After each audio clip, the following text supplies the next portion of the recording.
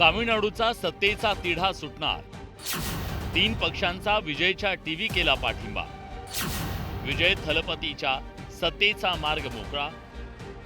अभिनेता आणि टीव्हीके पक्षाचे अध्यक्ष विजय थलपती तामिळनाडूचे मुख्यमंत्री म्हणून लवकरच शपथ घेण्याची शक्यता आहे, कारण त्यांना 3 लहान पक्षांनी पाठिंबा देण्याची तयारी दर्शवल्याचं बोललं जात आहे। टीव्हीकेचे 107, काँग्रेसचे 5, सीपीआयचे 2, सीपीएमचे 2, व्हीसीकेचे 2 असा एकूण 118 जणांचा जादुई आकडा त्यांनी गाठलाय। अशा प्रकारे विजय थलपतींनी बहुमतासाठीची 118 ही मॅजिक फिगर गाठता येणार आहे। खरं तर बहुमतासाठीचं संख्याबळ नसल्याचं कारण देत तामिळनाडूच्या राज्यपालाने विजय थलपतींच्या सत्ता स्थापनेच्या मार्गात पुढा घातल्याचं बोललं गेलं।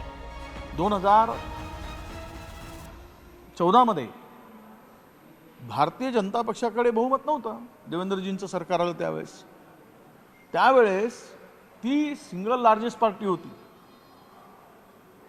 त्यांना बहुमत नसताना सरकार बनवण्यासाठी पाचारण केलं गेलं। त्यांना त्यावेळच्या राज्यपालांनी फ्लोअरवर बहुमत सिद्ध करायची संधी दिली, आकडे नसताना। आणि एक सांगू परत, तिथे त्या फ्लोअरवर बहुमतच सिद्ध झालं नाही, कारण एनसीपी बाहेर गेली। एनसीपीचा बाहेरून पाठिंबा मिळेल ही अपेक्षा होती, एनसीपी बाहेर गेली आणि त्यांच्याकडे जे 288 मध्ये 144 लागतात ते नसताना सुद्धा ते सरकार त्यावेळेस अस्तित्वात आली।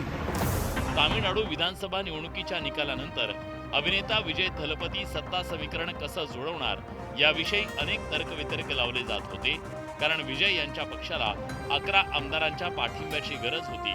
अशात विजय यांना सत्तेपासून दूर ठेवण्यासाठी डीएमके आणि एआयडीएमके या कट्टर विरोधकांनी एकत्र येत सत्ता स्थापनेसाठी हालचाली सुरू केल्याची चर्चा होती।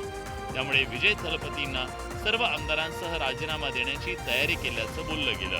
त्यामुळे तामिळनाडूत मोठा राजकीय पेच निर्माण झाला असता, पण आता विजय यांच्या सत्ता स्थापनेचा मार्ग मोकळा झालाय। त्यामुळे तामिळनाडूत विजय थलपतींच्या नेतृत्वाखाली नवं सरकार सत्तेत येण्याची शक्यता आहे। Bureau report, news 18 Marathi.